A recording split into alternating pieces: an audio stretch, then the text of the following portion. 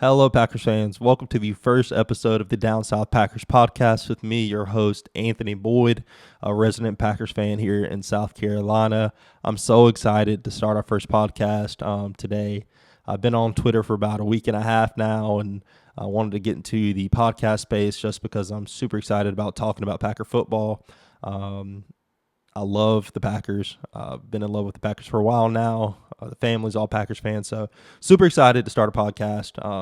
Not going to hold you up, but today we're going to be talking positives and negatives on the offensive and defensive sides of the football. Some things that I noticed against the Steelers, and then just where I feel the Packers could be better. Not going to critique the team too much, just going to point out some things that I noticed as a fan watching, and you guys can let me know what you're thinking as you're watching the games as well. Without further ado, we're going to get started. First positive, by far, I think that I picked up from this game is that Jordan Love is the guy. Jordan Love is a special talent at quarterback, and Packers fans should be super excited that they have a guy like Jordan Love. I know there's a contingent of Packers fans still upset, especially playing against Rodgers this past week, that we took Love back in 2020, but I think it was the right decision. I think Goody took the right guy, and it's the Packers way. You just draft somebody, develop them, and in the biggest game of his career, I'd say the biggest game of his career, playing against the guy who you were drafted to replace, and that guy's a Hall of Famer. He went out and performed well, and not even just well, he played extremely well. In the first half, Jordan kept us afloat by not turning the ball over. Younger Jordan, if he would have had some turnovers in addition to just the way that defense was holding the Steelers to field goals, I think the Packers would have been in a worse spot if that were the case. But because Jordan protected the football, scored on one possession in the first half, and set the team up for another score right before halftime, I think that kept the Packers in a good spot. He played, like I said, he played well. Threw for 360 yards and 3 touchdowns, no interceptions. Played out of his mind on Sunday night, and proud of him for playing that well. Takeaway number 2 is that Tucker Kraft's becoming an elite tight end in the NFL. I don't know how you could look at that and say anything different from that. Tucker Kraft played extremely well. His yards after the catch, his yak ability is crazy. Kraft yak and cheese, man. It's special watching him play football, and then just knowing and understanding what he can do in the run blocking game and pass blocking too. I mean, if he's blocking on a bootleg where Jordan's play action to the running back slipping out into the flat, and then there's an over route coming behind it, I think Tucker's ability to block and receive is huge. And I think that in terms of tight ends in the NFL, there's not many people that can do what he can do. The Packers are super lucky that they have a guy like that on their team. He's first in yards after the catch by tight ends right now. He's second in touchdowns and third in total yards. And then I think his passer ratings when he's targeted is over 140 right now. So Tucker's great. Having him on the team is a huge boost, and it's honestly, you can see it that he's becoming Jordan Love's safety blanket.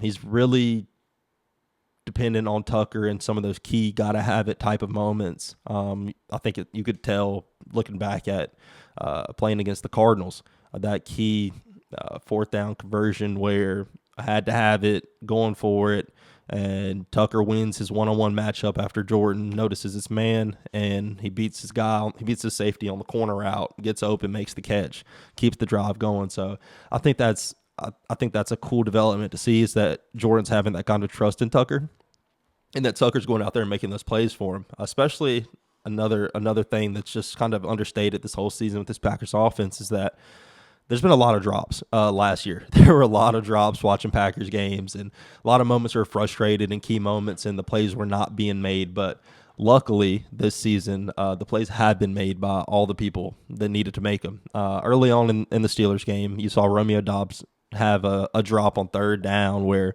down the left sideline, Jordan threw a ball where Romeo could have went and won, and a lot of times Romeo's going to make that play, but he dropped that one. Not necessarily going to call it a drop because he was coming back to the ball, but that's a play that Romeo can make. And then so we've seen those things, but the Packers receiving core as a whole has done a lot better this year at that. So really proud of those guys, really proud of Tucker and how well he's played this season. My third biggest takeaway offensively positive-wise, is that Emmanuel Wilson provided a giant spark for this team. And it wasn't that Josh couldn't do it. It was that Josh is hurt. I think most logical Packers fans at this point understand that Josh Jacobs is still dealing with an injury. The burst might not be there right now, taking it easy on a calf strain. Trying to be careful with that, nursing that a little bit. So having Emmanuel Wilson come in there and pick up over 60 rushing yards and 40 of them were after contact, I think that's a huge boost because it opens up the offense so that Jordan can do what he's best at, and this offense, and Matt LaFleur is good at calling, and that is play action. That is when this team is at its deadliest. I know a lot of Packers fans were calling for more play action passes. It's hard to run play action passing when the defense is not intimidated by the run at all. And so with Emmanuel Wilson doing that, picking up the run game a little bit, I think we saw there was a play where Romeo Doubs comes across the middle after the play action. Jordan Love has his back to the defense, turns around fast, sees Romeo Doubs, and kudos to Jordan too on that throw because that's a throw in the pass where he may have missed it. So super proud of the offense for getting the run game going a little bit. There's definitely some more growth to be had there, and gonna move into the negatives right here, and that the run game is just not as good as it was last year at this point. I think the defense, the run game had to be going a little bit more last year at this point. Jordan was off and on with injuries. Malik was coming in. Needed the run game a little bit more last year, and they were flowing. Josh was really rolling. I mean, Josh is still a touchdown machine. Josh Jacobs is 100% of a touchdown machine, but it's not as efficient. It looks like they're working a lot harder for those yards that they're picking up in the run game. I think they're averaging around 115 yards a game, which is middle of the pack, like 16th in terms of total rushing offense in the NFL right now. I think they're top 10 in EPA per rush, which is surprising to me when I saw it. But, Josh is definitely making some ways out of no way. And just like I said, Emmanuel Wilson had over 40 yards after contact. So the run game's not as great as it can be. I think there's a lot of room to improve there. I don't know what the answer is to improve the run game right now. And a lot of the metrics, they're top 10. But when you're watching the game, there just doesn't seem to be a real threat of the run right now. And I think that's something that Matt LaFleur will continue to work on. Matt LaFleur is great developing the run game, using different motions and things of that nature to try to open up runs, orbit motions, that kind of deal, which I think is something that isn't used as much this year as last year. And I think a part of that with the missing run game might be Jaden Reed. I think Jaden Reed was used a lot last year, moving around, being kind of a chess piece pre-snap to kind of be eye candy and distract from the run game. So maybe that injury is playing a bigger role into the lack of run game than we would have expected. Another negative, not going to necessarily call it a negative. I think the offense played great. They could have put up over 40 points, and they're averaging over 27 a game right now. I don't think the offense is too much to be concerned about. Not a negative. No, a lot of Packers fans are clamoring for this online, but Matthew Golden, I don't see it as an issue that he doesn't have 10 targets a game. He's not getting Malik Neighbors, Brian Thomas Jr., production as a rookie. I don't think that's how this Packers team needs him right now. I think there's a lot of veteran established guys, Romeo Doubs, Tucker Kraft. There's a lot of other targets to go around right now. Christian Watson's getting worked back into the fold. I think there's a lot of other targets to go around. I do think that you can get him more involved, and I'd like to see him more involved on plays that aren't just jet sweeps and quick game out to the outside. Like I'd like to see him getting the ball across the middle of the field. I think that'd be really nice to see, and just getting the ball in his hands in the open space. I mean, it's nice, but I don't want him to have to depend on blocking on a jet sweep where there's a receiver on the outside needing to make a block. I kind of want him to get the ball in his hands down the field, and we've seen through training camp videos and early on in his career, he has strong hands. He's able to make contested catches. So I'd like to see that part of the offense open up a little bit for him, just to keep the young man's confidence up. I think I'm a little bit older than him, so calling him young man's a little bit funny. But I do think that could be a development of this offense, just get Matthew Golden the ball a little bit more. Defensively, my biggest takeaway watching that game on defense was the pass rush. And we saw why you trade for a guy like Micah Parsons. Micah Parsons is a special talent. Ended the game with 3 pressures and a sack. One of his sacks led directly to a Rashawn Gary sack. Micah and his ability to put pressure on quarterbacks is second to none. Micah is great at not only lining up at the outside, but it's cool to see when they'll use him as a chess piece and move him to the inside so that it's less likely for him to get hit by a tight end than a tackle, and then chipped by a running back as he's trying to get to the quarterback. I think that's his versatility makes him special and unlike any other pass rusher in the NFL right now. Just his impact's crazy, and in the offseason, right before the season, whenever he was acquired, I think everyone who was Packers fans, I think the thought process was, with the addition of Micah, we're going to see Rashawn Gary have an uptick in production. And those two things are definitely correlating at this point. Right now, Rashawn Gary is on pace for 18 sacks, which would be double his career high at this point. So the inability to double team Rashawn and having to focus that energy on Micah, it's huge for this defense right now. Also, I think Rashawn's getting double teamed on 4% of his pass rush snaps, which is like half, and it's half of what it normally has been in his career, and by far the lowest of his career. So giving Rashawn more chances to win those one-on-ones is huge. And I'm happy he took advantage and got 2 sacks this past Sunday. That's really cool to see for him. Happy to see that for RG. He's a leader of that defense, and I like to see him get going. I love to see him get going. Another big thing from this defense, picking up on a positive, is the secondary, kind of. I think Carrington Valentine being added back into the equation. I think he gave up 2 catches on 4 targets.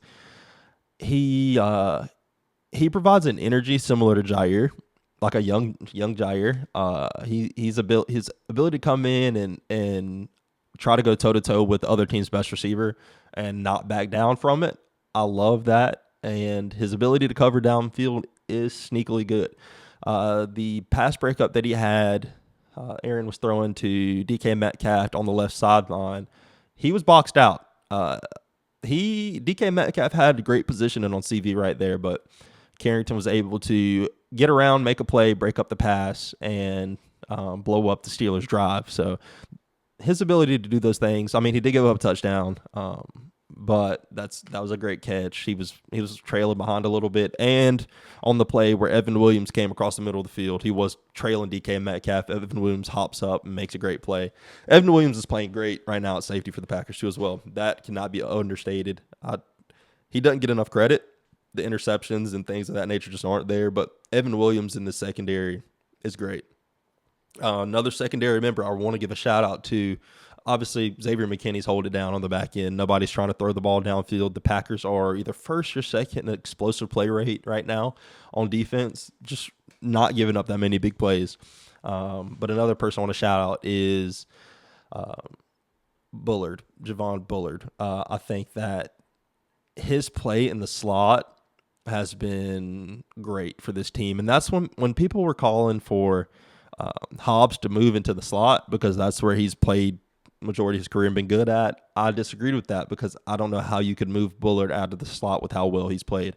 His aggressiveness, being in the box, being close to the line of scrimmage, he's great trying to get there, get his nose in there and stop the run whenever he's in the game. But also, I think Andy Herman pointed it out well on Twitter on Sunday night, just how aggressive he is in the screen game. His ability to come downhill, play aggressive, really mess up plays, it's a huge help because teams are going to try that quick game, especially with Micah Parsons out there and Rashawn Gary starting to feast. That quick game is going to be something they're looking for. If you have somebody like Javon being that aggressive in the slot, you're blowing that up every time. He's not coming down missing tackles. He's coming down making that tackle or blowing up the play every single time. So that was something I struggled with when people were saying move Hobbs in the slot. I disagreed with it. You have to have Bullard right there. That he's very comfortable in that nickel spot. He's a great nickel defender. And he's played really well this year. I like his development and the step he's taken so far. I'm really, really proud of him. Getting to some negatives with this defense, I don't want to pick on this guy because I feel like the internet doesn't enough. Keyshawn Nixon has struggled this year. And Sunday, he just had a bad day at the office, another bad day. It started off just in coverage, he's struggling.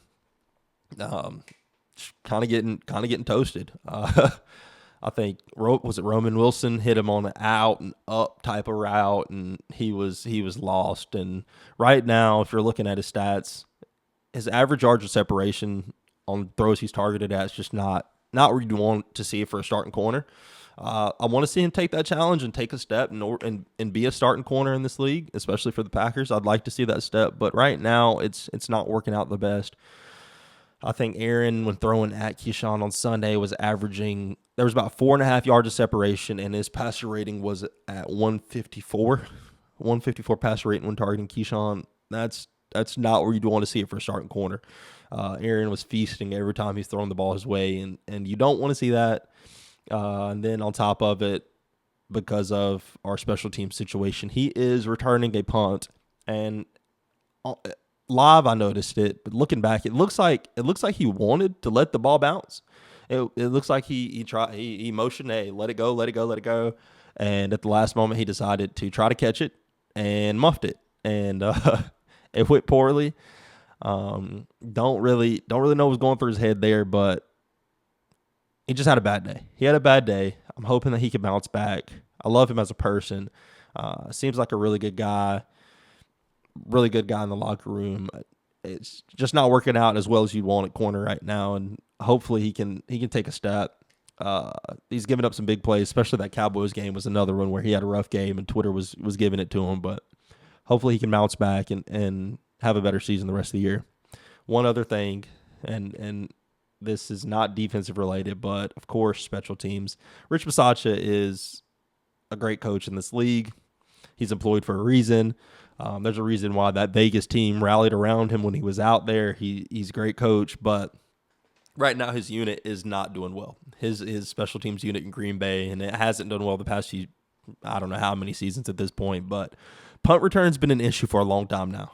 And Helmet Boy, every time he goes out there to return a punt, as all of Twitter calls Romeo Dobbs, there's like a why. Why is Romeo Dobbs returning punts? And then we see a rotation where Keyshawn Nixon works into there. And, I'm okay with it if he's going to catch the ball.